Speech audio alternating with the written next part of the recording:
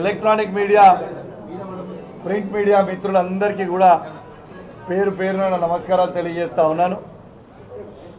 మొట్టమొదటిగా తెలంగాణ ప్రజలకి మరియు ప్రత్యేకంగా నా హుజురాబాద్ నియోజకవర్గ ప్రజలందరికీ కూడా పేరు పేరున సంక్రాంతి శుభాకాంక్షలు తెలియజేస్తా ఉన్నాను. దీంతో పాటు నిన్నటి నుంచి జరుగుతున్న హై డ్రామాతో ఈ తెలంగాణ రాష్ట్రంలో అవుతున్న హై డ్రామా, ఈ డ్రామాకి డ్రామా జరుగుతున్నప్పుడు నాకు మద్దతు తెలిపిన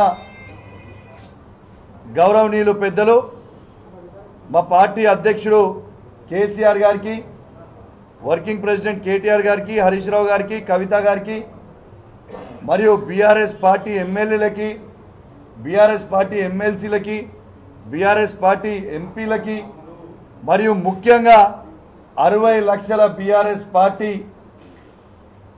సైనికులకి అందరికీ కూడా నా చేతులు జోడించి శిరస్సు వంచి మీ అందరికీ కూడా నా ధన్యవాదాలు తెలియజేస్తా ఉన్నాను.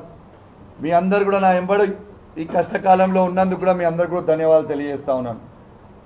దీంతో పాటు ఇవాళ నేను పండుగ కాబట్టి ఇవాళ నేను రాజకీయాలు మాట్లాడొద్దు అనుకుంటా ఉన్నాను.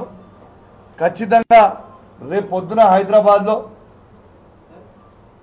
ప్రెస్ మీట్ పెట్టి ఖచ్చితంగా పూర్తి డీటెయిల్స్గా చెప్తా అని చెప్పి కూడా ఈ సందర్భంగా తెలియజేస్తా ఉన్నాను. ఎందుకంటే కోర్టుని గౌరవించాల్సిన పరిస్థితి ఉంది.